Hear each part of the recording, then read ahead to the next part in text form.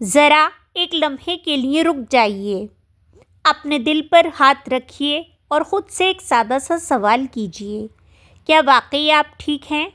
مسکراہٹ چہرے پر ہے، باتیں بھی ہو رہی ہیں، لیکن اندر کہیں ایک بوجھ ہے جو دن بدن بھاری ہوتا جا رہا ہے۔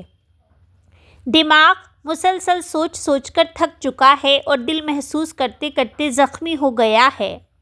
آپ سمجھتے ہیں یہ زندگی کا دباؤ ہے، لیکن حقیقت یہ ہے کہ یہ دل اور دماغ کی وہ بیماری ہے جس کا علاج دواؤں میں نہیں بلکہ اس حکمت میں ہے جو صدیوں پہلے امام علی نے بیان فرما دی تھی۔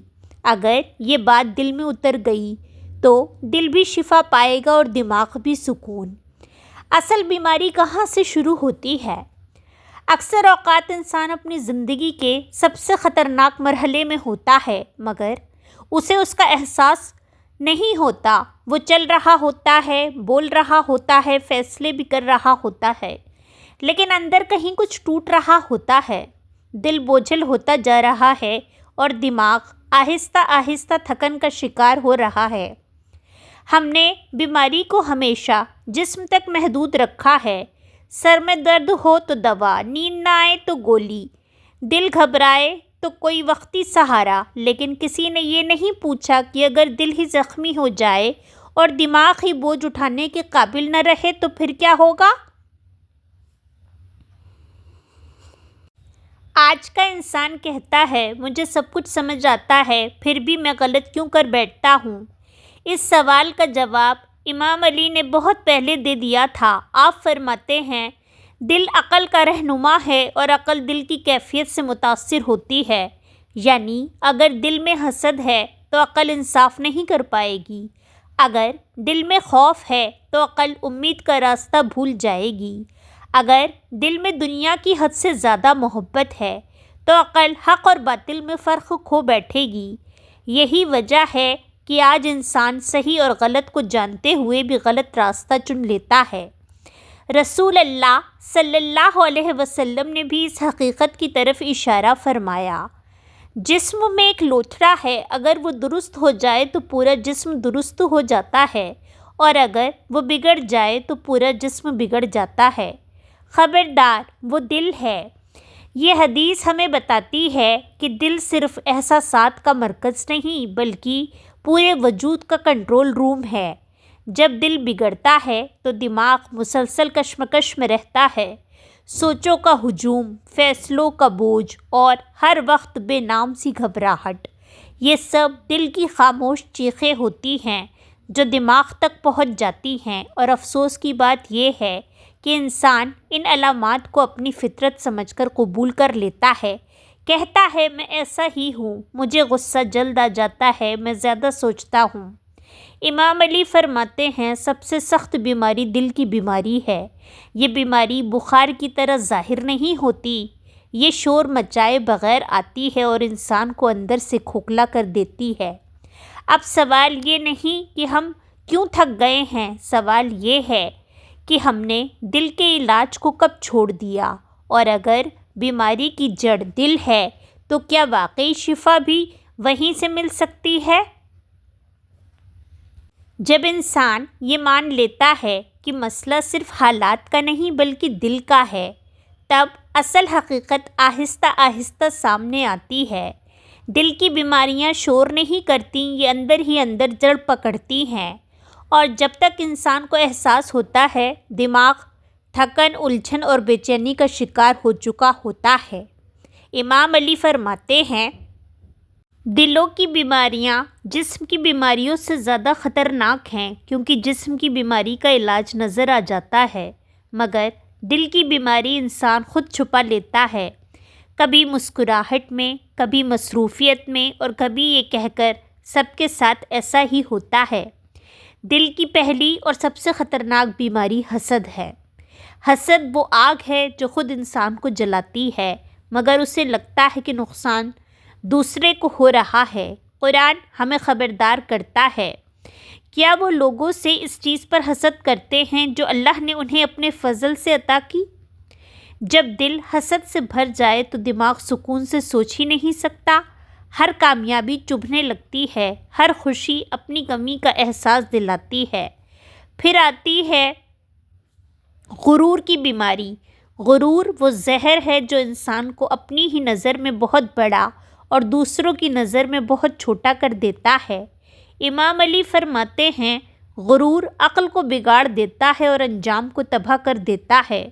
غرور کا شکار انسان نصیحت سننا چھوڑ دیتا ہے، اور جب دل نصیحت قبول نہ کرے تو دماغ سچ دیکھنے کی صلاحیت کھو دیتا ہے۔ تیسری بیماری ہے لالچ۔ ہم زیادہ کو ترقی سمجھ بیٹھے ہیں، جبکہ حقیقت یہ ہے کہ لالچ انسان کو کبھی مطمئن نہیں ہونے دیتا۔ رسول اللہ نے فرمایا، اگر ابن آدم کے سونے کی ایک وادی ہو تو وہ دوسری کی خواہش کرے گا۔ یہ لالچ دل کو مسلسل بے چین رکھتا ہے اور دماغ کو مستقبل کے خوف میں جکڑ دیتا ہے۔ آج کا انسان اس لیے پرسکون نہیں کیونکہ جو ہے وہ کافی نہیں لگتا۔ چوتھی بیماری ہے بے صبری۔ ہر چیز فوراً چاہیے، نتائج جلدی چاہیے، اور اگر دیر ہو جائے تو دل شکوے سے بھر جاتا ہے۔ قرآن ہمیں یاد دلاتا ہے، بے شک اللہ صبر کرنے والوں کے ساتھ ہے۔ جب دل میں صبر نہ رہے تو دماغ چھوٹے چھوٹے معاملات میں بھی غلط فیصلے کرنے لگتا ہے۔ امام علی فرماتے ہیں، جو صبر نہیں کرتا وہ عقل سے فائدہ نہیں اٹھا سکتا۔ اور پھر سب سے خاموش مگر خطرناک بیماری مایوسی۔ مایوسی وہ اندھیرا ہے جو دل میں اتر جائے تو دماغ کو ہر راستہ بند نظر آتا ہے، حالانکہ قرآن صاف کہتا ہے اللہ کی رحمت سے مایوس نہ ہو۔ یہ تمام بیماریاں اکیلی اکیلی نہیں آتی، یہ ایک دوسرے کو طاقت دیتی ہیں۔ حسد غرور کو جنم دیتا ہے، غرور لالچ کو، لالچ بے صبری کو، اور بے صبری مایوسی کو، اور انسان سمجھتا ہے کہ وہ بس تھکا ہوا ہے۔ امام علی کا ایک نہایت گہرا فرمان ہے، جس دل میں حکمت اترتی ہے اس دل سے خواہشات نکل جاتی ہیں۔ یہی وہ نقطہ ہے جہاں سے شفا کا راستہ شروع ہوتا ہے۔ لیکن سوال یہ ہے، دل میں حکمت آئے گی کیسے، اور وہ کون سا عمل ہے جو دل اور دماغ دونوں کو ایک ساتھ شفا دے سکتا ہے؟ خاموشی، قناعت اور شکر شفا کی پہلی سیڑھی۔ جب انسان یہ سمجھ لیتا ہے کہ دل کی بیماریاں ہی دماغ کو توڑ دیتی ہیں، تو پھر اگلا سوال خود بخود جنم لیتا ہے، آخر شفا کہاں سے شروع ہو؟ امام علی ہمیں سب سے پہلے ایک ایسے عمل کی طرف متوجہ کرتے ہیں جس سے آج کا انسان خوف کھاتا ہے، اور وہ ہے آج کا انسان شور میں جیتا ہے۔ آوازیں، موبائل، گفتگو، خیالات اور حتیٰ کہ اپنے ہی اندر کا شور۔ وہ اکیلا بیٹھنے سے گھبراتا ہے کیونکہ خاموشی میں دل بولنے لگتا ہے۔ امام علی فرماتے ہیں، خاموشی عقل کی زینت ہے اور جاہل کی پردہ پوشی۔ ذرا اس جملے پر ٹھہر جائیے۔ خاموشی صرف زبان بند رکھنے کا نام نہیں، خاموشی دل اور دماغ کو غیر ضروری شور سے بچانے کا نام ہے۔ جو انسان ہر بات پر بولتا ہے وہ کبھی گہرائی سے سوچ نہیں سکتا، اور جس کا دماغ ہر وقت بولنے میں مصروف ہو اس کے دل کو کبھی سکون نصیب نہیں ہوتا۔ قرآن ہمیں یاد دلاتا ہے، اور جو لوگ فضول باتوں سے اراض کرتے ہیں وہی کامیاب ہیں۔ خاموشی دماغ کی شفا کی پہلی سیڑھی ہے۔ امام علی فرماتے ہیں، عقل کی ابتدا خاموشی سے ہوتی ہے اور اس کی انتہا عمل پر جا کر ہوتی ہے۔ غیر ضروری بولنا چھوڑ دیجیے۔ بہت سی ذہنی الجھنیں صرف اسی ایک عمل سے ختم ہونا شروع ہو جاتی ہیں۔ دل کی شفا کی طرف اگلا قدم ہے قناعت۔ آج انسان کے پاس بہت کچھ ہے مگر دل پھر بھی خالی ہے، کیونکہ نظریں ہمیشہ اس پر لگی ہیں جو نہیں ملا۔ امام علی فرماتے ہیں، قناعت وہ دولت ہے جو کبھی ختم نہیں ہوتی۔ یہ جملہ صرف سننے کے لیے نہیں، یہ دل کے علاج کا نسخہ ہے۔ جو انسان قناعت سیکھ لیتا ہے وہ اندر سے آزاد ہو جاتا ہے، اور آزاد دل دماغ پر بوجھ نہیں بنتا۔ ہمارے پیارے نبی نے فرمایا، اصل دولت مال کی کثرت نہیں بلکہ دل کا غنی ہونا ہے۔ قناعت دل کو حسد سے بچاتی ہے، اور جیسے ہی حسد نکلتا ہے دماغ ہلکا ہو جاتا ہے، اور پھر آتا ہے شفا کا سب سے نرم مگر سب سے طاقتور دروازہ شکر۔ ہم شکر کو صرف لفظ سمجھ بیٹھے ہیں، حالانکہ شکر دل کی کیفیت کا نام ہے۔ قرآن فرماتا ہے اگر تم شکر کرو گے تو میں تمہیں اور دوں گا۔ جب انسان اپنی موجود نعمتوں پر نظر ڈالنا سیکھ لیتا ہے تو دل شکایت چھوڑ دیتا ہے، اور جس دل میں شکایت کم ہو جائے وہ دماغ کو اذیت نہیں دیتا۔ امام علی فرماتے ہیں نعمت کا شکر ادا نہ کرنا اس کے زوال کی دعوت ہے۔ شکر دل کو نرم کرتا ہے اور نرم دل عقل کو صحیح راستہ دکھاتا ہے۔ امام علی کا ایک اور گہرا فرمان ہے، دل زمین کی طرح ہے، اس میں جو بیج بویا جائے وہی اگتا ہے۔ اگر دل میں شکوہ بوئیں گے تو دماغ منفی سوچ پیدا کرے گا، اور اگر دل میں شکر بوئیں گے تو دماغ حل تلاش کرے گا۔ یہی وہ مقام ہے جہاں دل اور دماغ ایک دوسرے کا سہارا بنتے ہیں، لیکن ایک سوال اب بھی باقی ہے۔ اگر خاموشی، قناعت اور شکر اتنے مؤثر ہیں تو پھر انسان ان پر عمل کیوں نہیں کر پاتا؟ اگلے حصے میں ہم اس دشمن کا سامنا کریں گے جو ان تمام علاجوں کو اکیلا ہی ناکام بنا دیتا ہے۔ نفس سب سے خطرناک دشمن۔ اب یہاں آ کر ایک تلخ مگر ضروری سچ سننا پڑے گا۔ خاموشی، قناعت اور شکر، یہ سب ایسے علاج ہیں جو دل اور دماغ دونوں کو شفا دے سکتے ہیں، لیکن اگر اس کے باوجود انسان بدل نہیں پاتا تو اس کی وجہ کوئی باہر کا نہیں بلکہ وہ دشمن ہے جو انسان کے اندر بیٹھا ہے۔ امام علی فرماتے ہیں تمہارا سب سے بڑا دشمن وہ نفس ہے جو تمہارے اندر چھپا ہوا ہے۔ باہر کے دشمن سے بچنا آسان ہوتا ہے کیونکہ وہ سامنے نظر آتا ہے، لیکن جو دشمن اندر ہو وہ ہر لمحہ وار کرتا ہے اور انسان کو خبر بھی نہیں ہوتی۔ نفس کی سب سے خطرناک چال یہ ہے کہ وہ غلط کو خوبصورت بنا کر دکھاتا ہے۔ وہ دل سے کہتا ہے یہ تو سب کرتے ہیں، اس میں کیا برائی ہے، ابھی وقت ہے، بعد میں توبہ کر لیں گے، اور دماغ ان دلیلوں کو مان لیتا ہے۔ اس لیے امام علی فرماتے ہیں نفس کا فریب عقل کو اندھا کر دیتا ہے۔ جب عقل اندھی ہو جائے تو انسان غلط کو بھی صحیح سمجھنے لگتا ہے۔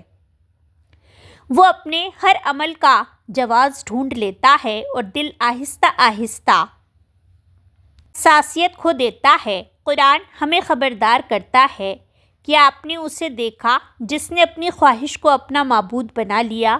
یہی نفس ہے جو دل کو خواہشات میں الجھاتا ہے۔ زیادہ چاہنا، دوسروں سے بہتر بننے کی ضد، تعریف کی بھوک اور پہچانے جانے کی خواہش، یہ سب دل کو بیمار کر دیتی ہے، اور پھر دماغ ہر وقت مقابلہ اور بے چینی میں مبتلا رہتا ہے۔ امام علی فرماتے ہیں جس نے اپنے نفس کو قابو میں کر لیا اس نے اپنے دل کو آزاد کر لیا۔ آزادی، یہی وہ لفظ ہے جس کے لیے آج کا انسان تڑپ رہا ہے۔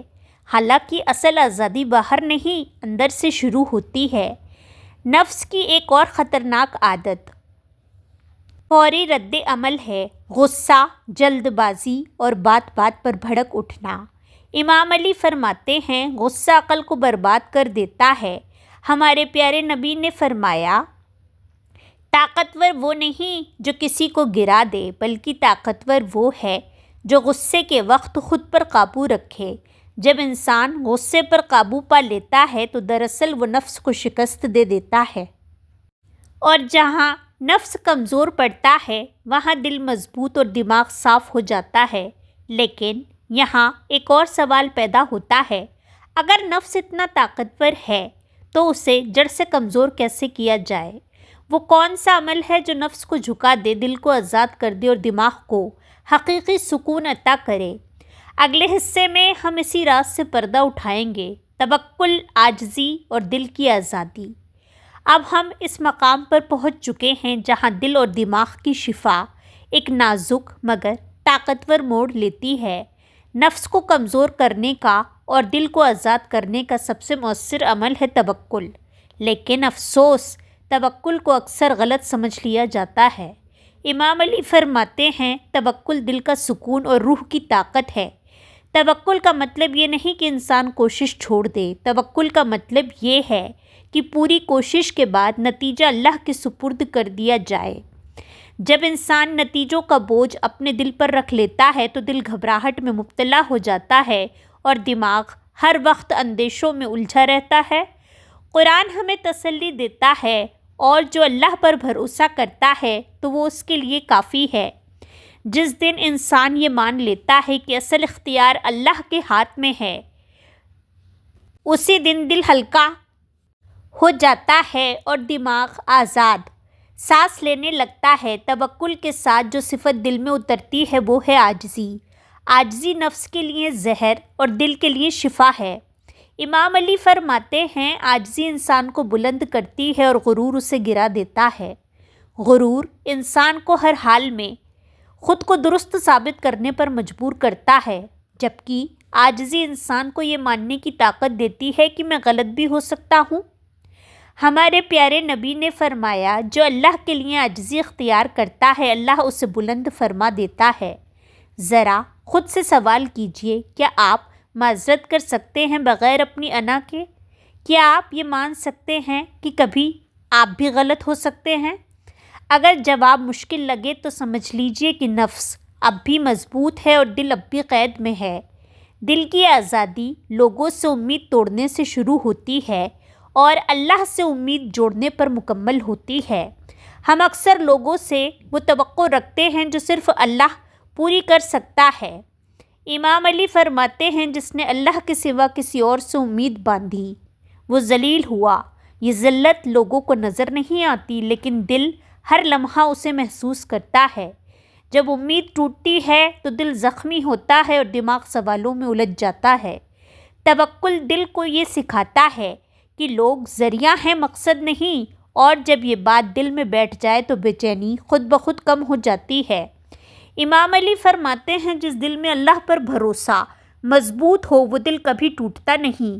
اب صرف ایک قدم باقی ہے، وہ آخری راز جو دل کی جڑوں تک اتر جاتا ہے اور دماغ کو ہمیشہ کے لیے سکون عطا کرتا ہے۔ اگلے اور آخری حصے میں ہم یہ سمجھیں گے کہ دل کا اصل مرکز کیا ہونا چاہیے اور وہ ایک انتخاب کون سا ہے جو انسان کی پوری زندگی بدل دیتا ہے۔ دل کا اصل مرکز اور حقیقی شفا۔ اب ہم اس مقام پر پہنچ چکے ہیں جہاں دل اور دماغ کی شفا مکمل ہو سکتی ہے۔ امام علی نے واضح فرمایا ہے کہ انسان کے دل کا اصل مرکز اللہ ہونا چاہیے۔ جب دل اللہ کے لیے خالی ہو جاتا ہے اور ہر خواہش اور امید اسی کی رضا میں بن جاتی ہے تو دل سکون پاتا ہے اور دماغ روشن ہو جاتا ہے۔ ہم اکثر دل کو دنیا کی چیزوں سے بھر دیتے ہیں، مال، مقام، تعلقات، شہرت، اور پھر حیران ہوتے ہیں کہ دل کبھی مطمئن کیوں نہیں ہوتا۔ امام علی فرماتے ہیں، دل کو اللہ کے لیے خالی کرو، سب کچھ خود بخود ٹھیک ہو جائے گا۔ یہ خالی پن محبت کی شکل میں آتا ہے، ایمان کی روشنی کے ساتھ ملتا ہے اور نفس کی ہر چال کو بے اثر کر دیتا ہے۔ جب دل اللہ کے لیے زندہ ہوتا ہے تو خواہشات چھوٹی لگتی ہیں، حسد کی آگ سرد ہو جاتی ہے اور غرور اپنی جگہ چھوڑ دیتا ہے۔ توکل، عاجزی، شکر اور قناعت، یہ سب اس خالی دل کے ساتھی ہیں، اور یہ ساتھی نفس کی ہر کوشش کو ناکام کر دیتے ہیں۔ ہمارے پیارے نبی نے فرمایا، اللہ کی یاد دلوں کو جتا دیتی ہے اور دماغ کو سیدھا راستہ دکھاتی ہے۔ جب دل اللہ کی محبت سے روشن ہو تو دماغ بھی بغیر کسی بوجھ کے سوچتا ہے، فیصلے درست ہوتے ہیں، احساسات نرم اور سنجیدہ ہوتے ہیں، اور زندگی کے ہر لمحے سکون بخش ہو جاتے ہیں۔ امام علی فرماتے ہیں، جو شخص اپنے دل کو اللہ کے لیے مضبوط کر لیتا ہے وہ کبھی شکست نہیں کھاتا اور نہ ہی اسے خوف لاحق ہوتا ہے۔ یہ شفا فوری نہیں آتی، یہ آہستہ آہستہ دل میں اترتی ہے۔ پہلے تو خاموشی اختیار کریں، پھر دل میں قناعت اور شکر بٹھائیں، اور آخر میں اللہ پر مکمل بھروسہ کریں۔ یہ سلسلہ جاری رکھیں اور نفس کے ہر فریب کو پہچان کر کمزور کریں۔ جب دل کا مرکز اللہ بن جائے تو انسان کی زندگی بدل جاتی ہے، دیکھنے کی نظر بدل جاتی ہے، سمجھنے کی صلاحیت بڑھ جاتی ہے اور دماغ بوجھ سے آزاد ہو جاتا ہے۔ یہ وہ حقیقی شفا ہے جو نہ صرف دل کو سکون دیتی ہے بلکہ دماغ کو بھی روشنی عطا کرتی ہے۔ آخر میں ایک لمحے کے لیے اپنے دل کو سنیں، کیا یہ اللہ کی طرف مائل ہے؟ کیا دماغ اب سکون میں ہے؟ یہ وہ فیصلہ ہے جو آپ کی زندگی کی پوری کیفیت بدل سکتا ہے۔ دل اور دماغ کی حقیقی شفا اللہ کے ساتھ تعلق مضبوط کرنے میں ہے اور نفس کی ہر چال کو پہچان کر اسے شکست دینے میں۔